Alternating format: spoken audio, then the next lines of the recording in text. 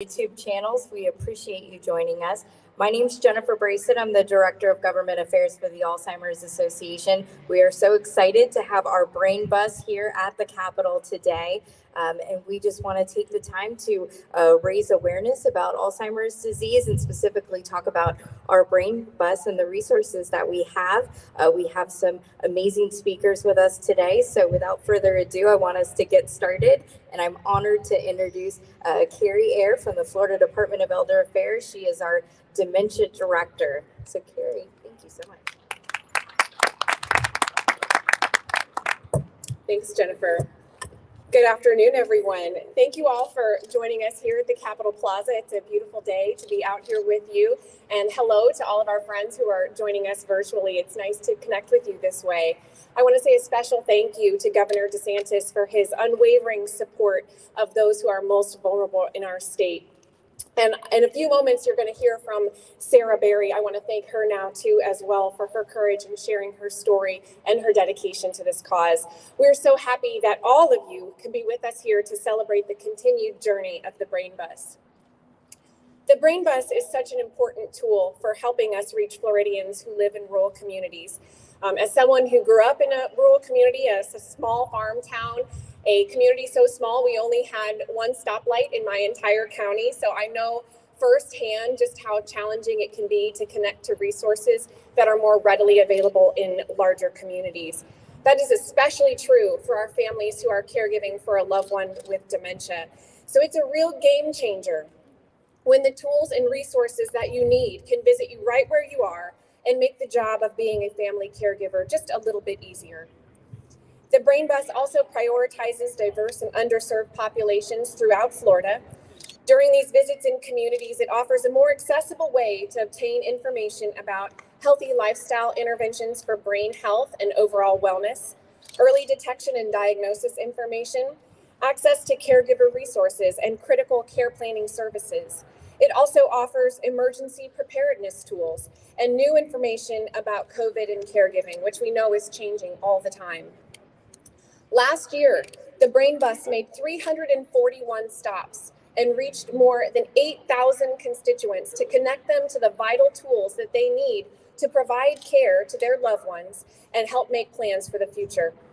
The Brain Bus care managers help Florida residents connect to the vital supportive services that are offered through the Department of Elder Affairs Alzheimer's Disease Initiative. Some of those critical services include support programs such as counseling, consumable medical supplies, and respite relief for those hardworking caregivers. The Alzheimer's Disease Initiative also helps to fund the 17 memory disorder clinics that are located around our state. Those centers offer diagnosis, education, and training. They conduct groundbreaking research and offer treatment and referrals for patients who are living with neurocognitive decline. The Alzheimer's Disease Initiative also supports the Florida Brain Bank, and the researchers in those centers are the leaders in the discovery of new genes, biomarkers, and therapeutic targets for brain diseases such as Alzheimer's disease and many others. When we work together through this special partnership, we help caregivers get the information they need in a way that is accessible and supportive to their circumstances. So we are eager for our partnership with the Alzheimer's Association Brain Bus to continue to increase awareness about this disease and improve access to these critical programs. Thank you all for your support. Thank you so much, Carrie. And our next speaker is one of our legislative champions who, because of him, we have this brain bus here and we've been able to take it statewide. We actually were able to have Carrie as our dementia director through the creation of the dementia director position and so many other advances in Alzheimer's policy. And so honored to introduce Representative Scott Plakin.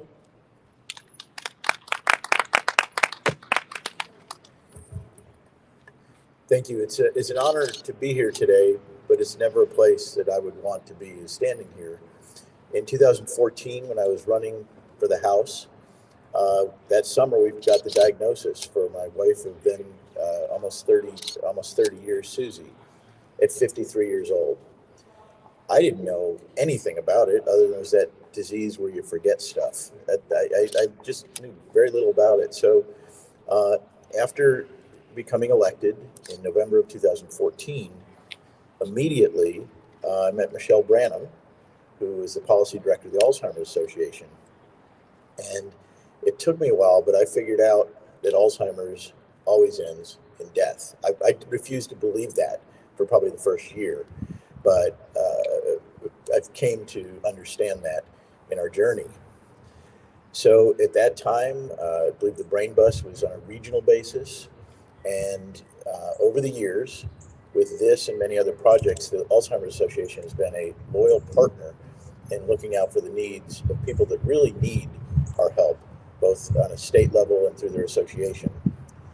And we've gotten the dementia director position done, numerous other initiatives. And I remember last year, I'm not sure this year's budget, respite care or Alzheimer's funding went from 39 to 51 million, I believe, due to the leadership of Governor DeSantis and the rest of the legislature. One thing that's interesting is Susie was one of the most active spouses up here. She'd probably come up for 7 of the 9 weeks. And so a lot of the members knew her. And a lot of the things the Alzheimer's Association and working with us has been able to do is help bring some meaning to, we lost her in 2018. And all of the good things that you've been doing and I've been able to help out with, and many other members now have become aware, I think are going to make an imprint on the state long after I'm gone, certainly. And this is my last session. I've got less than 2 weeks left serving in the House. The Brain Bus in particular, when they came to me with this idea and I came to understand it, in the legislature, there's been greater awareness of what this is, and particularly how it can help underserved communities, people that don't have the resources like we did living in the Orlando area or Jacksonville or Miami or Tampa, but some of the rural areas that this has particularly been helpful. And I just figured out as we're coming up here today, it's the House released the budget today at full funding of $318,000. The Senate is half that right now, and I've already reached out to the Senate Budget Chairman. I feel very, very confident that we can again get full funding. What that means is in the last 4 years, since Susie passed away, that will be over $1 million with this year's budget. We've been able to obtain to give help to those that need it most. When I started this journey with our family, I had no idea, like I said, what Alzheimer's was. What I found out, it was a lot more than forgetting things. It was extreme agitation.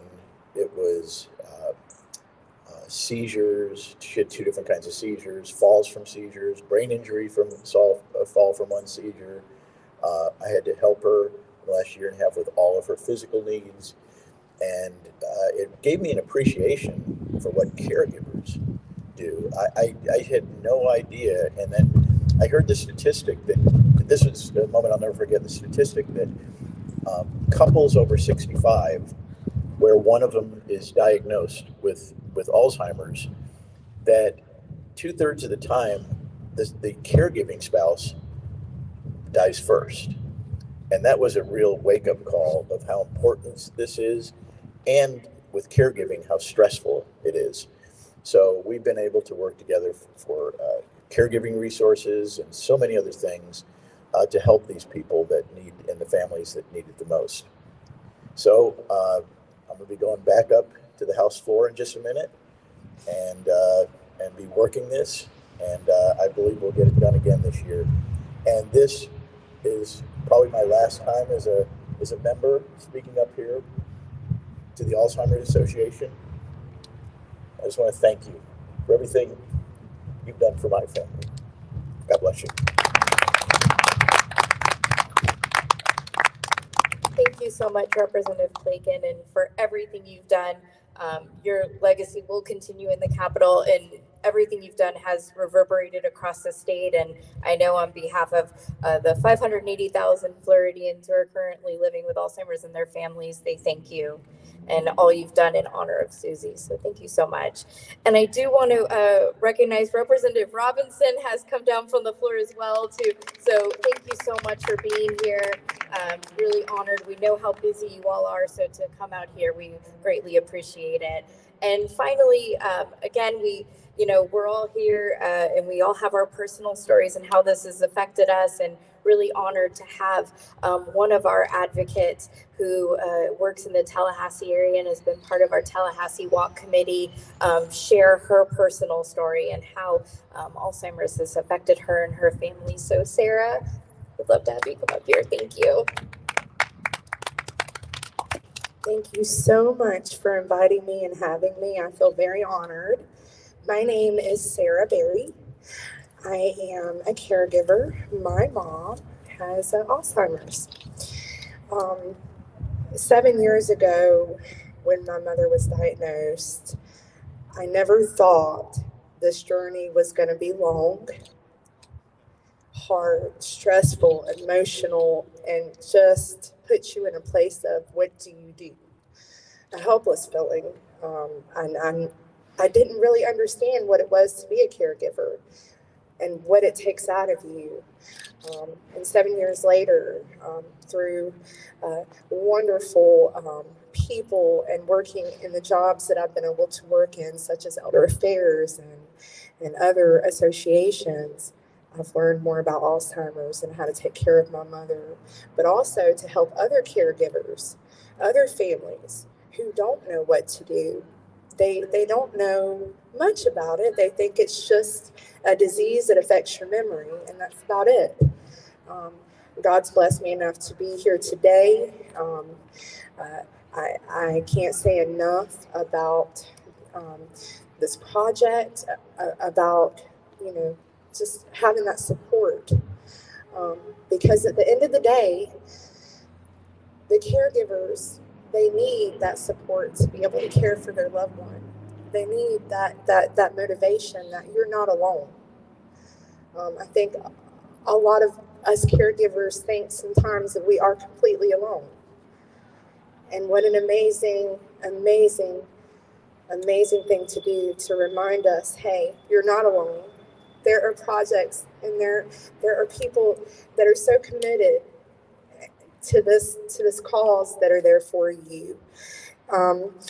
I think another part of being a caregiver for me and watching my mom go through this every day is knowing that those memories, that love, just the things that we've been through, her being my best friend, are drifting away. And to say that, or to tell people, hey, my parent doesn't even know my name anymore, it's devastating. So I wanted to come up here and just to say thank you for all that you all do. You're amazing. For our representatives, thank you for what you do every day, because it helps us. And there's just so many of us out there that need that inspiration and that support. So thank you. Thank you for having me.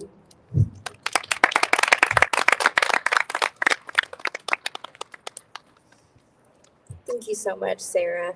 And thank you all for being here today. And we greatly appreciate it. And we're just so grateful to the legislature. And hopefully we'll see continued full funding of the Brain Bus so we can continue to be out there in the community and make a difference because it's so critical. The Brain Bus is all about going into areas where there isn't that access to care. And unfortunately, the reality of it is that Hispanic Americans are 1.5 times more likely to develop Alzheimer's, and African Americans are twice as likely. So we need to be out there with the resources, with information, and with that support. Because like you said, Sarah, you can feel very lonely as a caregiver on this journey, but through the association, through resources, know you are not alone in this journey. So just want to thank everyone for being here today and tuning in. Thank you so much.